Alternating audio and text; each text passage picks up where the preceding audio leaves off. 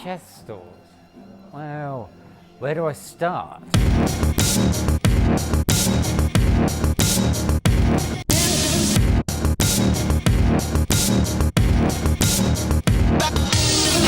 It's amazing, yeah. I mean, they say it brings back memories, just going into the video shop, seeing the covers that you haven't seen for years.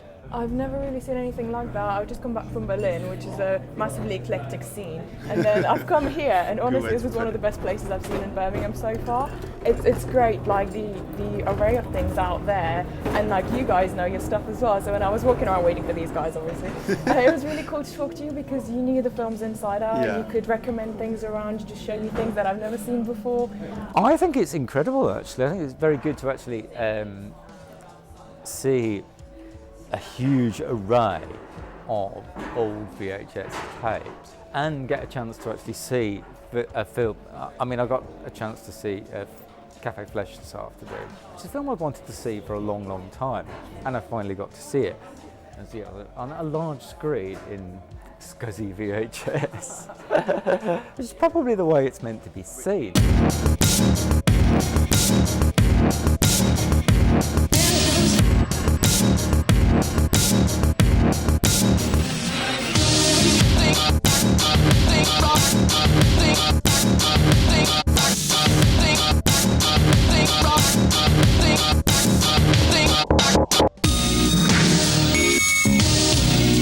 Today's event is it's brilliant. It brings back a lot of memories, and it's also, which is probably as it should be, about so many things. My local video store was called Viva VHS. So walking in there, you would just line the walls with VHS covers, all separated by genre. We had a shop in West London in Heston, little small store next to a fish and chip shop. Was a teenager in the heyday of pre-certification VHS stores when they were absolutely everywhere. Slightly sordid establishments. This is a very good approximation of what a video shop looks like.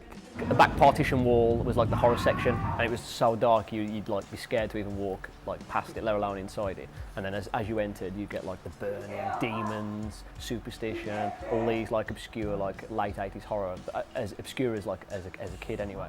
I was a member of about 5 or 6 different VHS shops at the time.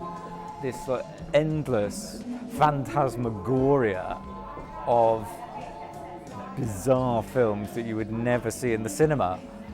And then, unfortunately, Mary Whitehouse reared her vile, ugly head, and we got video certification in. But prior to video certification, it was like the Wild West. It really was like the Wild West. You could see practically anything. You go in there through the door on the corner, and it was quite enclosed, you know. All the VHS places seem to have wood panelling for some reason. I don't know why. I recognise a lot of the titles. I've seen a lot of them since then. What it also brings back is the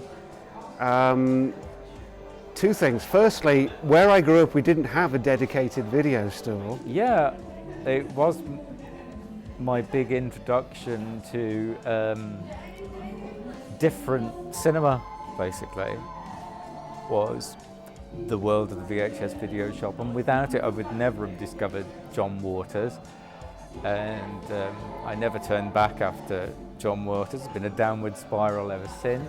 One of the interesting things about video when it came out in the 80s was how many people bolted it onto their existing businesses. So where I grew up, the hairdressers, where I used to go and get my hair cut as a 6-year-old, would have shelf after shelf of these sort of things. So I'd be sitting there with my dad. My dad would be getting his hair cut, so I'd just be staring up at scanners, don't go in the basement. All the sorts of things that a 6-year-old child should probably not be looking at. The video shops I went to were all like local suburban ones, because they were always the best ones, to be fair. Not the ones in the city centre, they were all mainstream sort of films. It would be these sort of films that you've got here would be the ones you'd find in the suburban video shops, the scuzzy stuff. It was always the scuzzy stuff. Even if you didn't go in there with your parents, you had your membership card, they give you anything.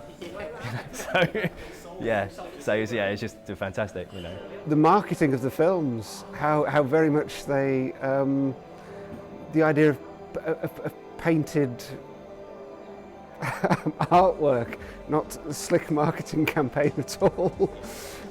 It's very much about a lurid photo or a painting and a tagline and a promise of something. And as is often the case, what's the sell the sizzle, not the steak, is the phrase, I think. Which very much these are. A lot of these are terrible films, but they are made to sound like the most amazing, action-packed, or in some cases deliberately appalling things, none of which live up to the hype at all. Then, if you wanted to buy a film on VHS in, say, 1983, we're talking then about £40 each. It was just like prohibitively expensive, and you just didn't buy them. You know, there's no way it was going to happen. You know, it was never going to happen. But video shops were your sort of weekend treat. You know. So you grab a title off the shelf, give it to your mum and just say, come on, let's get that for me. I remember getting Jason Lives in the 90s, and she always used to, like, I'm not saying like call like any services or anything, but mum and dad used to like leave me every night and say, you know, we're going out, here's a tape, and that's how I'd live. And I remember one on New Street that I used to go to, where I got Eraserhead out of, and then saw that for the first time. Got that from there. It would be the only video shop that actually had it. And I'd read about it in some magazines or something. Got to see it that way. And the guy on the stall said, at the counter, said, I remember still to this day, and it must have been about 1983, 84, if you can tell me what this is about, I'll give you a $5. But yeah, Videovision was like the place to be when I was a kid for like rental. And sadly, obviously, when it shut down, it's now like a curry house. Now it's a tyre place. It's unfortunately they all died basically in the late 1990s. Video shops, they all sort of went as soon as the internet started coming in and DVDs started coming in, and the cheapness of DVDs. As soon as that shut down, we had nothing like it in the area. So people used to go to Blockbuster, which was like a couple of mile extra up the road. So this is why it's been wonderful. It's been wonderful to see that so many people are still interested in it, people my age, and so many people a lot younger than me, for whom video is a completely alien medium. Really cool, yeah. I don't really know many of them. I've picked out, like, I know a few, like, you know, Christmas Story, Evil Dead. Today we saw The Refrigerator, which is, I think it's supposed to be a horror film, tongue-in-cheek, about a refrigerator that is the gate to hell. It was intense. It really was. Yeah. It was just surreal, just absolutely surreal. Surreal's a good one. Like, somebody asked us what it was about because they came in and they only saw about 5 minutes at the end.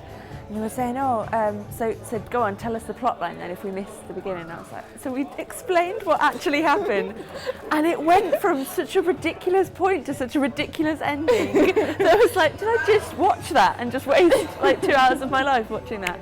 But it was brilliant, it was hilarious. Yeah, it was hilarious. I think it's still, if anything, it speaks to the idea of you still have to go out to, you know, whereas now you just download everything into your house, but the idea that you still had to go out and look for things, that's what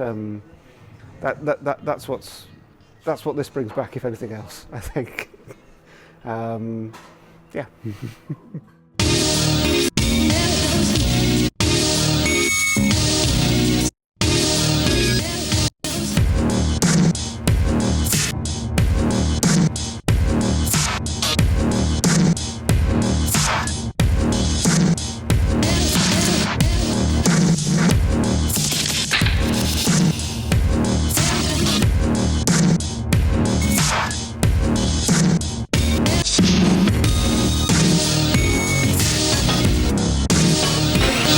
was ever actually officially released. That's amazing.